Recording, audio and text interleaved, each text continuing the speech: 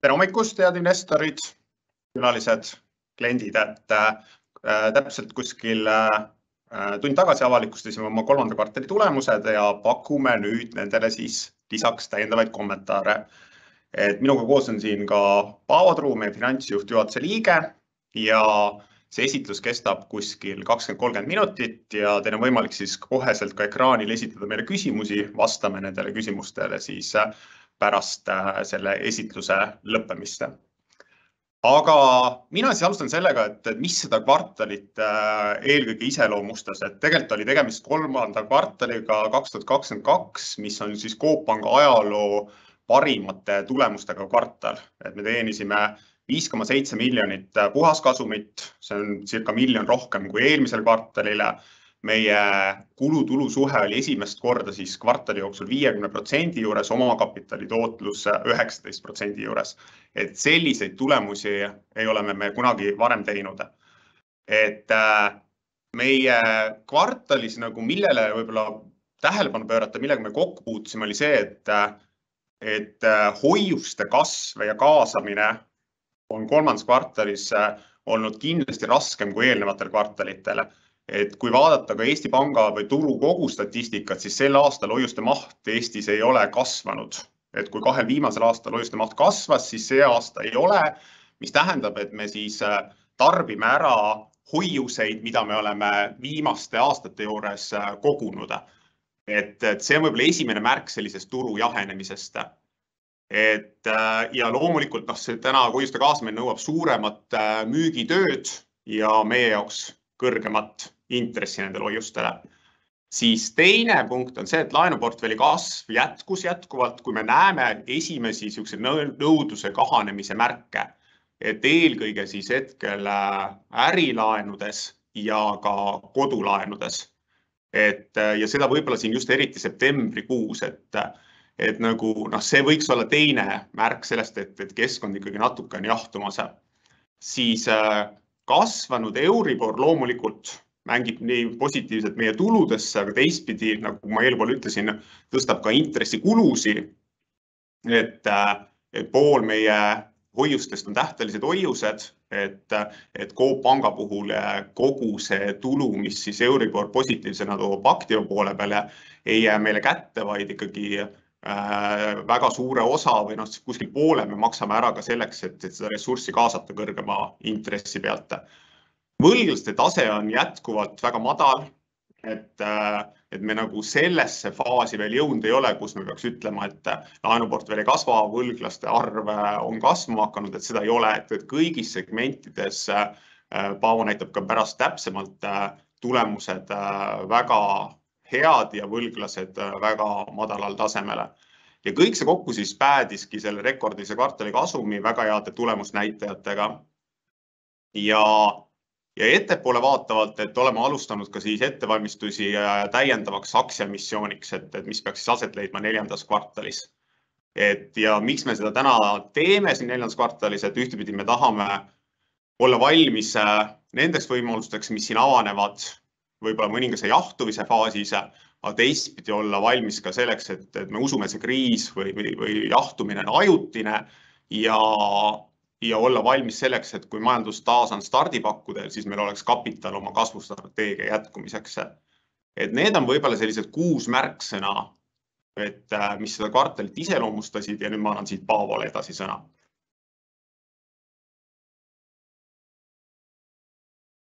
Tere hommikust ka minu poolt. Ja väga hea on siit sõna üle võtta niivõrd hea kvartali tulemuste taustal. Et ekraanil on nüüd meie 4 põhilist parameetrit, mida me jälgime enda tegevuse mõõtmiseks, et laenuportfelli kasv, hoiuste kasv, arveldavate klientide kasv ja ka puhas kasum.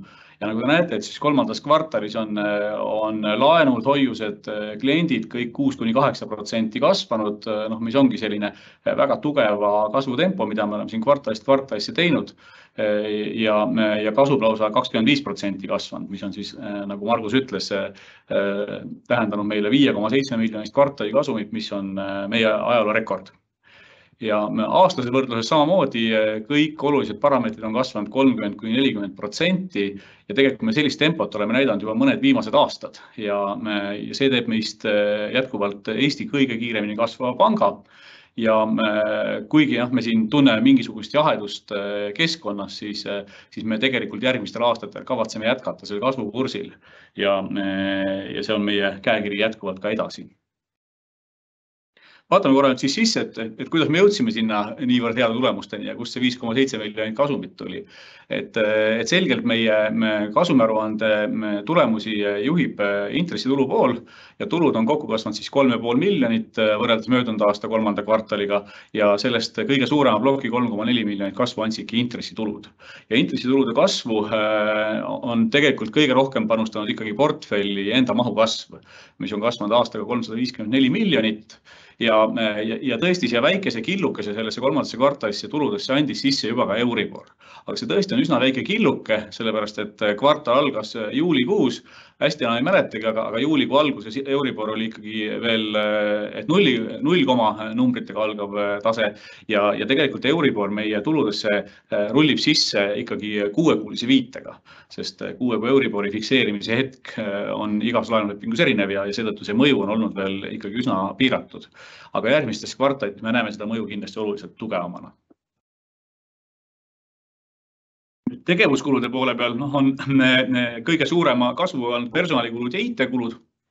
See on ka selline trend, mis on tegelikult siin olnud juba aastaid ja ilmselt jätkub ka tulevikus, et need on need 2 valdkonda tegelikult, kuhu kõige rohkem tegevuskulu fookust läheb. Ja siin tegelikult mingisugust trendi muutust ei näe ja ei ennusta ka tulevikuks ette. Kolmas hästi oluline plokk alati pangandusalal on siis allahindluste või provisionide maailm ja siin, kui me võrdleme nüüd ekraanil olevaid numbrid, mis on siis kolmanda kvartali möödunud aasta vastu, et siis näete, et siin on kasv olnud suur, aga see kasv tuleneb mitte sellest, et meil see aasta oleks suur provikas olnud, vaid et möödunud aasta näete 10 000 eurot ainult terves kvartalis, et see oli erakordselt madal.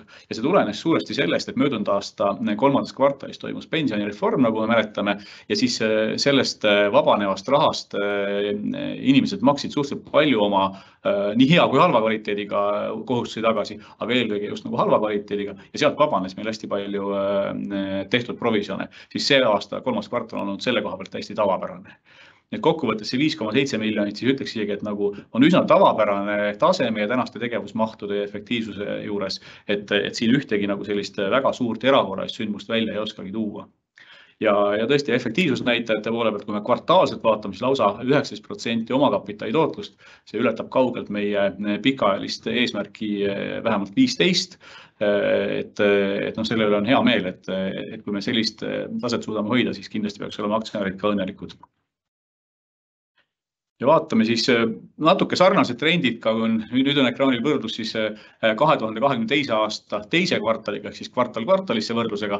Ega siin need üldised trendid on täpselt samas suunas ja pilt on üsna sarnane sellele, mis ma rääkisin. Nüüd ainuke erinevus on siis seesama finantsvarade allahindlus ehk provisionide rida, kus siis on näha, et teises kvartalis on see number olnud, ütleme sellegi, pigem nagu üle trendi või ebatavaliselt kõrge ja seal oli põhjuseks see, et eks me teises kvartalis tegelikult juba nägime, et majandus on jahenemise kursile pööramas ja seetõttu siis meie provisjoni mudelid võtsid seda nii-öelda makromajanduse efekti ettevaatavalt arvesse moel, et sinna tekkis suurusjärk 500 000 eurot sellist makromajanduse elementidest tulenevalt provisjoni ja seetõttu siis oli teises kvartalis pigem trendijoonest üle, et kolmas kvartal selle koha pealt täiesti tavapärane.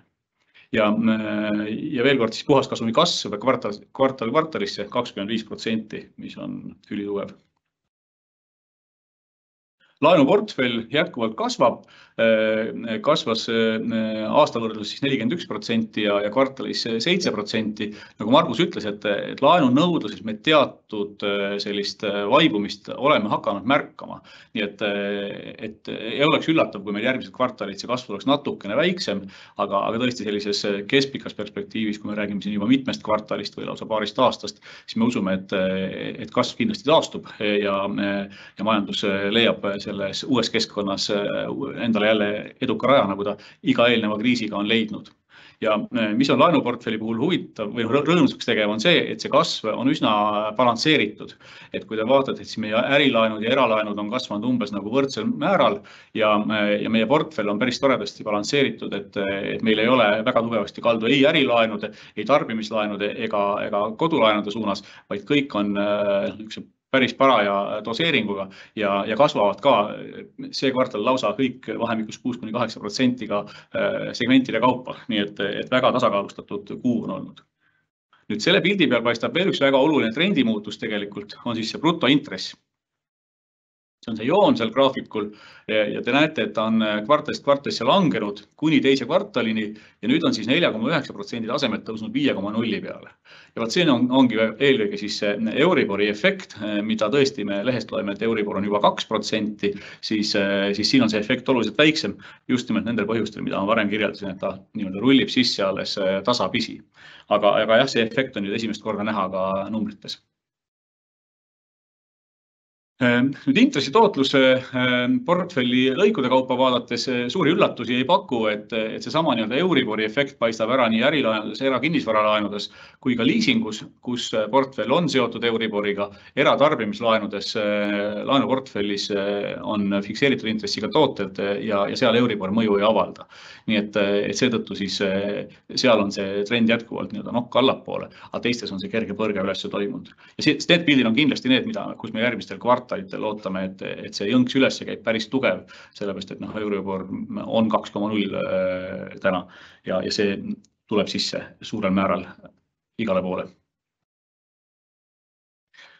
Nii, laenuportfelli kvaliteet, see on jälle üks selline koht, kus täna tõesti peab ütlema, et taaskord rekordkvartal, et nii madalat viivislaenude osakaalu, kui me näeme kolmandas kvartalis 2022 ei ole siin olnud ja tõesti hetkel küll klientidel raskusi ei paista olevat.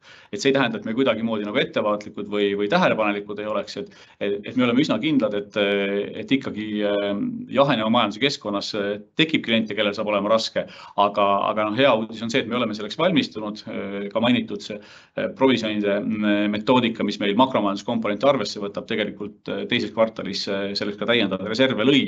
Nii et me usume, et me oleme selleks valmis, mis tulla võib ja pilt on tõesti jätkuvalt väga tugev. Äriliinide lõikes üllatusi ei ole portfelli kvaliteedis, et viivislaenude osakaal on kõikides portfelli lõikudes tegelikult ajalooliselt madalamatel tasemetel ja loomulikult tasemed ise on erinevad, kui me vaatame eratarbimislaenude graafikut, siis seal on 8% tasemel viivislaenud, aga see on tavapärane tase, see ei ole mitte midagi erilist, see tähendab tõesti viivitavate laenude hulka, mitte tegeliku laenu kahju, sest seal lihtsalt on sedamoodi portfell, mis hästi sageli viivitab, aga lõpuks maksab ära, siis ärilaenud, erakinnisvaralaenud ja liising kõik on ka ajaloo madalamatel tasemetel oma viivituse osas. Nii, vaatame nüüd bilansi teisele poolele, ehk siis, et passio poole, et kust raha tuleb. Tuleb hoiustajate käest eelkõige. Ja siin on nüüd toimunud tõesti kaks sellist muudatust, et nagu Margus mainis, siis hoiuste hulk turul üle kõikide Eestis tegutsevate pankade ei ole sellel aastal kasvanud moel, nagu ta möödunud aastatel on kasvanud, ehk siis, et tegelikult on see kasv pidurdunud, mis siis tähendab tegelikult seda, et varem kõrvale pandud reserve on võetud kasutusele, mis on üsna loomulik olukorras, kus elektriarved ja üldisem inflatsioon avaldab survet kõikidele nii majapidamiste kui ettevõtete eelarvetele ja siis on kogumiseks jääb vähem üle. Meil selle juures on õnnestunud siiski hoida hoiuseportfelli kasvamas, et finantseerida oma laenuportfelli kasvu ja seda suuresti kohalikust ärikliendi abil ja ka nüüd oleme asunud taas kasutama rohkem Euroopast hoiuste kaasamise platvormide abi. Et kolmandas kvartalis on meil Raisini kaudu kaasatud hoiuse maht kasvanud lausa 58 miljonit ja me oleme jõudnud tasemele, kus me umbes aasta tagasi olime. Et vahepeal meil oli Euroopast kaasatud hoiuse hulk väiksem. Ja nüüd teine hästi oluline asi, mida te siin kõik näete ekraanil, on siis taaskord see finantseerimiskulu joon, mis teises kvartalis saavutas taseme 0,5%, siis kolmandas kvartalis on ta päris jõuliselt üles põrkanud, isegi tugevamini kui meie laenuportfelli keskmine intressimäär. Siin on tõus näha lausa 0,2% punkti ja see tõesti on selle eelneva jutu tagajärg, et hoiused samamoodi vajavad kõrgemat intressi, tõusnud intressi keskkonnas ja seda me oleme siis klientidele pakkunud. Nõudmise hoiuste osakaal meil jätkuvalt umbes 50%, mis on üldiselt pangandussektoris erakordselt madal, et me pigem eristume selle poolest, et me finantseerime ennast suhteliselt palju tähtajalise hoiuse abil. Klientitarbija turuosa on ka kasvus olnud, võib-olla kolmas kvartal siin suvele iseloomulikult natukene on aktiivsusest tagasi tõmmanud, aga siiski ainult natukene, et meie nii klientide kui ka aktiivsete klientide arv jätkuvalt on kasvanud kenasti ja oleme selle kasvuga kenasti oma pikaajalise plaaniga graafikus. Ja turuosa kasv ka jätkuvalt toimub, võib-olla küll mitte selles tempos, kui siin veel mõned kvartalid tagasi, aga siiski kasvame ka turuosas. Nii kapitalist ja likviidsusest rääkides, kapitalist võib-olla alustaks korra, et aastal 2019, kui me IPO tegime, siis me kaasasime viimati aktsiakapitali ja sellest ajast peale on meie kasvu finantseeritud siis ka panga enda poolt toodetud kasumist ja teise taseme, nii esimese kui teise taseme allutatud võlakirjade emissioonist. Et kui te vaatate, siis kapitali adekvaatsus on meil sellel aastal lausa 4 kvartalit järjest üsna täpselt ühe joone peal 16,7%, ja selle juures on siis ärimaht oluliselt kasvanud, et siis seda on võimaldanud meil hoida 2022. aasta esimeses kvartalis kaasatud siis allutatud võlakirja emissioon ja teises kvartalis tehtud täiendav esimese taseme allutatud võlakirja emissioon. Ja nüüd on siis käes see faas, kuivõrd me tahame jätkuvalt edasi kasvada ja kapitali koosseisus on teatud proportsioonid, mida regulatsioon lubab kasutada allutatud võlakirja ja mis proportsiooni peab siis olema tõesti esimese taseme aktsiakapitali, siis nüüd meil on aeg taas kaasata esimese taseme aktsiakapitali. Et selleks, et me hoiaksime jätkuvalt oma tugevat kapitaliseeritust ja samas võimaldaks kasvada, siis nüüd sellel eesmärgil ongi 4. kvartalisse planeeritud aktsiaemissioon. Üldkoosolek selle küsimuse otsustamiseks toimub 1. novembril, nii et sealt edasi saab siis see protsess päriselt ametliku käigu, et tekivad täpsemad parameetrid, et kui palju ja mis hinnaga. Ja likviidsuse kattekordaja on regulatiivselt öeldud, peab olema 100% tasemel. Me oleme endal majas sees kehtestanud kõrgema normi ja üritame seal 150 kandis olla ja see on meil ka õnnestunud viimastel kvartalitel päris kenasti ja arvame, et saame sellega jätkuvalt ka niimoodi hakkama. Tulemusnäitajad, ehk siis, et kui palju me ära kulutame sellest tulust, mida me teenime. Meil pikaajaline eesmärk on olnud, et me peaksime saavutama ärimahud, mis lubab meil toimida alla 50% kulutulu suhtega ja hea on öelda, et me nüüd kolmandas kvartalis tegelikult selle tasemega saavutasime ja see mingis mõttes nagu kinnitab seda hüpoteesi või seda lubadust ja plaani, mis meil siin aastaid tagasi ka börsile tulles oli, et pangandus on mahuäri ja tänaseks me võib öelda, oleme saavutanud selle mahu, mis meie pikaajalise efektiivsustaseme annab. Ja teistpidi see on ka väga käsikäes siis omakapitali tootlusega, et selline efektiivsus kulutulu suhtes annab meile siis ka omakapitali tootluse, mis kolmandas kvartalis on siis isegi mitte nagu täitnud pikaajalist eesmärki, vaid seda üsna kõvasti ka ületanud. Ehk siis meil on ROE ehk omakapitali tootlus olnud 19,1%, mis tõesti on kõvasti üle meie isegi pikaajalise eesmärgi. Nii, mõni sõna ka aktsionäride struktuurist, et siin on küll uudiseid suhteliselt vähe, et üks fakt, mille üle me oleme kogu aeg uhked olnud, et meil on väga palju aktsionäre ja me oleme tõesti pidanud ennast hästi eestimaiseks pangaks ja meil on väga hea meel, et väga paljud eestimaalased ka aktsionärina osalevad meie tegevustes ja saavad ka meie edust osa ja meil on 30 000 aktsionäri jätkuvalt suurusjärgus, et tõesti väike juurdekasv on olnud ka kolmandas kvartalis, aga mitte märkimisväärne, et pigem me ütleme, et ongi Eesti aktiivne investorbaas osaleb meie tegemistes ja saab meist osa ja nii see ka jätkub. Et sellele on ainult hea meel. Nüüd parempoolsel graafikul on suuremate aktsionäride pilt ja siin ma nüüd ühe bilansipäeva järgse kommentaari annan, et te näete, siin on selline aktsionär nagu Eesti Ühistu Kapital graafikul, et siis oktoobrikuu jooksul on siis Ühistu Kapital, kes on olnud varem Tallinna linna, mis ta siis on, mingit moodi allasutus, on Tallinna linnaga siis oma asjad ümber sättinud selliselt, et tänaseks on meil tegelikult tema asemel ongi Tallinna linn aktsionär 3,1% osalusega. Nii et selles mõttes see asjaolu sisuliselt on kogu aeg niimoodi olnud, aga nüüd on see siis nagu lõpuni vormistatud ja seda mõttes näeb nagu ilusam ja selgem välja, et ikkagi Tallinna linn kui aktsionär on kindlasti väga soliidne meie aktsionäride peres. Aktsia hinna osas aktsionäri hetkel küll liialt rõõmustada ei saa, aga eks see on aktsionäriks olemise osa, et vahepeal läheb aktsia üles ja vahepeal ta läheb alla. Juhtkond pingutab iga päev selle nimel, et oleks põhjust, et ta läheks rohkem üles ja nagu juttu oli, et siis kolmas kvartal selleks justkui nagu põhjust andis, rekordtulemused kõikides positsioonides ja eks siin lihtsalt turukonjunktuur kindlasti ei soosi hetkel aktsiahinna kasvu, aga kui tulemused on head, et küll see aktsiahind ka siis reageerib sellele. Et praegu on jah nii hinnad kui ka tehinguaktiivsus tegelikult turul erakordselt madal ja seetõttu võiks arvata, et päris nagu objektiivne pilt ei ole, et lihtsalt ei tehta tehinguid.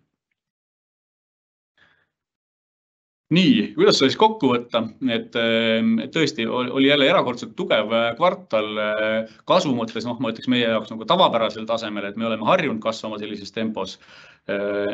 Kasumi mõttes ütleks, et tavapäratult rekord, aga mingis mõttes oodatud, sest eks me seda head roetulemust oleme ju lubanud ja oleme sinna suunas ka tasakesi liikunud. Nüüd tõesti seekord oli nii efektiivsus, kulutulu efektiivsus kui ka omakapitali efektiivsus oli kõvasti ka üle meie pikaajalise plaanini, et selline see kvartal oli, tõesti väga tugev kvartal oli. Nii, vaatame, kas mõni küsimus on ka tulnud vahepeal chatti. Kes ja miks võiksid Coop Panga uusi aktsiaid märkida? On tulnud küsimus.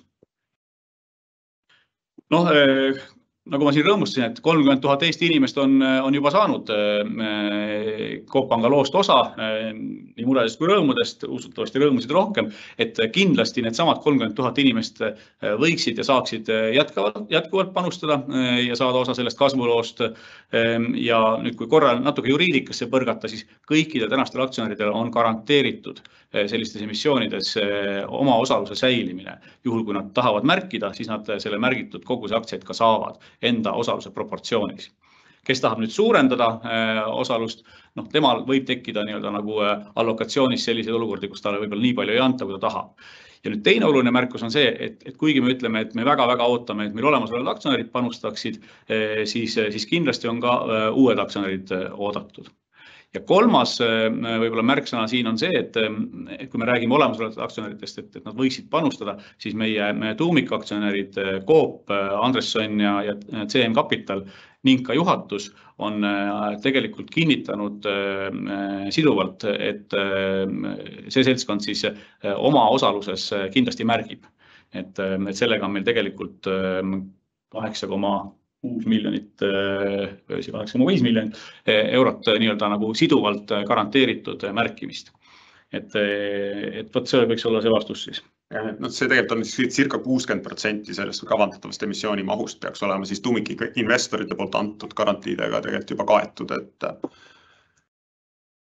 Aga veel kord, enamasti sellised emissioonid muidugi ei lähe niimoodi, et kõik olemasolevad aktsionärid märgivad ja oma proportsioonis. Ehk siis ma kindlasti julgustaks kõiki neid, kes ei ole veel meie aktsionäride ringi liitunud, et see uks ei ole suletud, et kindlasti on see võimalus olemas ka uutel tulijatel.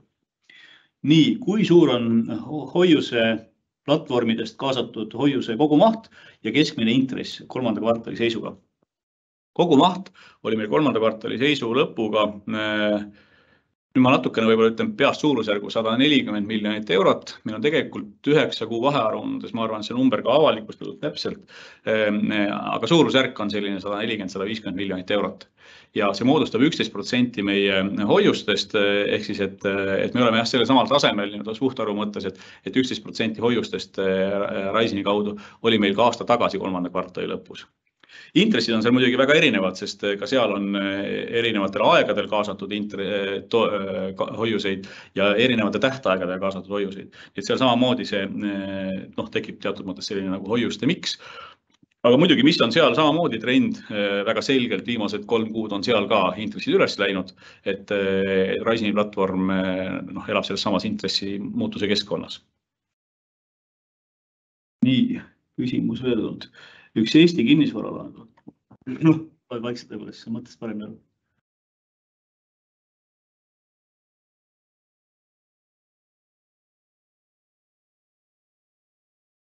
On küsimus, et kas see vähendab meie laenuportfelli tootlust kuidagi, et me anname laenusid väljapoole tõmbekeskusi, siis vastus on kindel ei. Et ega me ju tõmbekeskustest väljapoole kuidagimoodi nagu kehvemat äri ei pea tegema ja ei tee ka meie kliendid seal kehvemat äri. Et meil ei ole kindlasti mingit sellist nagu käekirja või stiili, et me nüüd Tallinna inimesele anname kas kallimalt või odavamalt. Et ikkagi tulusus ja ka intressimäärad ja kõik muud tingimused tulenevad ikkagi projekti iseloomust ja kliendi iseloomust ja kas ta on nüüd oma tekivabrikuga Viljandimaal või Rae vallas, et sellest tegelikult ju meie tulusus kuidagimoodi ei sõltu. Et sellel on kindel vastus ei, jah.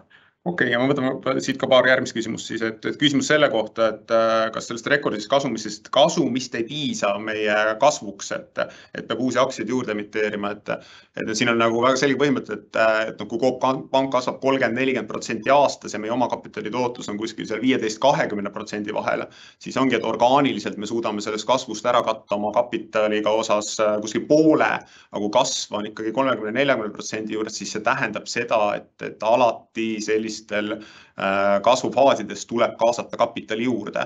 Et kui nagu, meil ei oleks kapitali ühesõnaga vaja, juhul kui Coop Panga kasvutempo oleks täna kuskil 15-20% aastas, aga meil on ta 2 korda suurem.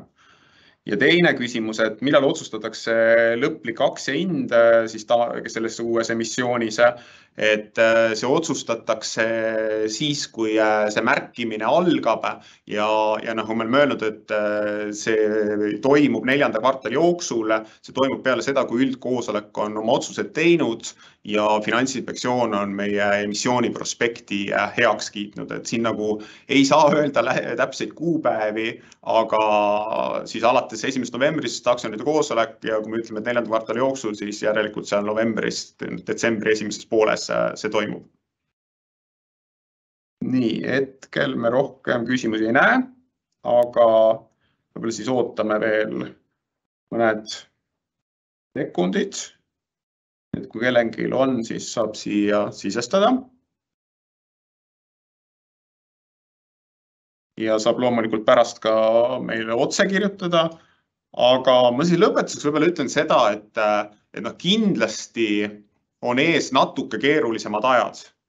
Aga Coop Panga loos, kui ma vaatan läbi selle 6 aasta, siis meil on alati tulnud mõne sihukese väljakutsega maadelda. Et kui me alustasime 2017, siis esimene väljakutse oli see, et kuidas kliente saada. Siis hakkas tasapisi tänu turundusele ja pakkumise kliente tulema. See oli järgmine väljakutse, et nüüd oleks vaja laenuportfell kasvama saada, sest laenuportfell on see, mis toob ühele pangale raha ehk kasumit. Laenuportfell hakkas kasvama, siis me leidsime just olukorrast, et vups, aga kus me neid hoiuseid saame, et laenuportfell kasvab kiiremini, kui me Eestis hoiusi jõudame koguda. leidsime väljakutse, et hakkasime Euroopast hoiusevahendusplatvormidega neid hoiuseid kaasama, et läks aeg veel edasi, saime avalikuks ettevõtteks, oluliselt suuremaks väljakutseks muutus kasumlikkus, sest aktsionärid ootavad ikkagi börsiettevõttelt joonealust tulemust, et saime ka sellega hakkama, et nüüd on jälle aeg edasi läinud, et nüüd on väljakutse siis see, et kust hoiuseid saada, maadleme sellega, ja võib-olla sellega, et mis selle laenuportfelli kasvust edasi saaks, aga ma ikkagi arvan, et Coop Panga kogu meeskond on tõestanud seda, et selle 6 aasta jooksul, et me mitte ei jaga neid lubadusi ainult nagu ettepoole, vaid me ka täidame, et me ei ole üdini optimistlikud, aga me oleme kindlasti veendunud selles, et me ei istu niisama, me tegeleme nende väljakutsete lahendamisega ja kindlasti need rasked hetked ei saa olema nagu selline üle kogu majandusruumi, et igas kriisis on kellelgi raske, et COVID-i kriisis oli turismi ja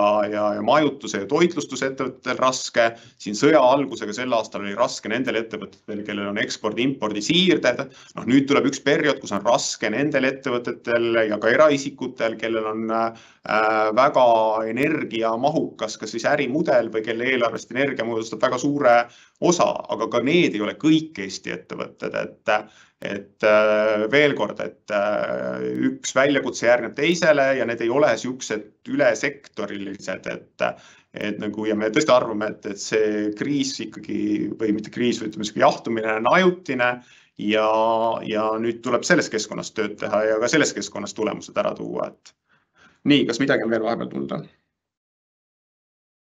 Vist ei ole. Nii, veel 2 küsimust. Rääkisi keskkonna jahendamiseks, kuidas...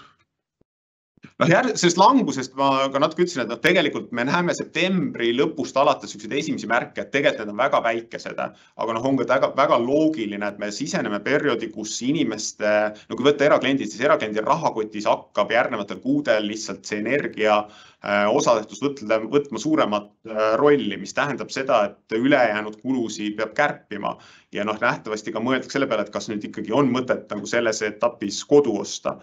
Aga väga paljud ka kodu ostmise otsused on tehtud viimase aasta jooksul ja nad jõuavad vormistamisele, et ühesõnaga kodu teema kindlasti, ärilaenus samamoodi ma arvan ka väga loogiline, et ärikliendid mõtlevad, et kas nüüd selle aasta lõpus, järgmise aasta alguses on mõttekas uusi projekte käivitada, aga on ka rida äriettevõtted, kes just nimelt praegu leiavad, et see aeg on õige ja laenukomitees meil jätkuvalt iga nädal on nagu projektid olemas, et autoliising jätkuvalt tehinguid tehakse, et esimesed märgid kergest langusest on olemas, me ei arva, et need tekivad nagu suured kukkumised, et pigem on see joon võib-olla ei kasva enam, et on stabiilsem. Ja siis veel üks küsimus, et kas tänane segane olukord maailmas tekitab rohkem ebakindlust pangale, kui oli 2020 äkiline COVID-kriis, et ma ise arvan seda, et see COVID-kriis oli selles mõttes keerulisem, et see oli üks tundmatu, see oli nagu pauk püsivarrest mingisugusel täiesti ootumatul hetkele ja seal oli teadmatust nagu rohkem, aga seal jälle teistpidi jälle mõelda, et see teadmatus saabus suht kiiresti, et just selles osas, et läheb aasta, 2 või 3, aga see on selline kriis, mis ei jää igaveseks, et teadus ühel hetkel selle viiruse seljatab. Et võib-olla selles kriisis, mis on nagu teistmoodi, on see, et kui COVID-i kriisis me tõesti nägime, et anti üle sektori, kõik pangad andsid kõigile laenuvõtjatele maksepuhkus, siis me teadsime, et see on ajutine, ühel hetkel me pääseme sellest. Siis nüüd selles energiakriisis on kindlasti nagu, see ei ole sedasi, et ühel hetkel kõik muutub endiseks tagasi. Et ma isiklikult ja ma arvan, et me kõik ei usu kunagi enam seda, et elektrihind on 5 senti kilovatt-tunnis. Ja see tähendab seda, et kui nagu mõelda, et kas me anname kõikidele klientidele, kui läheb raskeks maksepuhkust, siis ma arvan, et seekord see niimoodi olla ei saa, et tegelikult kõikide klientide ärimudelid tuleb ära testida vastu uusi energiahinnatasemeid ja kui nad peavad nendele vastu, siis loomulikult saab maksepuhkust anda. Aga kindlasti on ettevõtted, kelle ärimudelid põhinesidki odaval energial ja see aeg nähtavasti on ikkagi pöördumatult möödas. Mingi küsimus veel. Kas täna...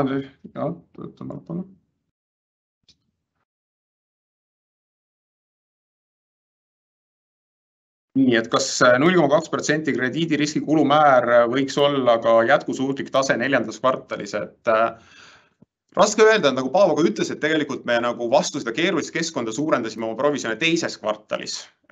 Ja hetkel meie mudelid näitavad, et sellest peaks piisama, et kõik sõltub nüüd ikkagi sellest, et kui keeruliseks olukord läheb, et kas meil hakkab võlgasid tekkima. Aga hakates ka ettepoole mõtlema, ma arvan, et kindlasti lähikvartalitel krediidiriski kulu võib olla suurem kui möödunud kvartalitel.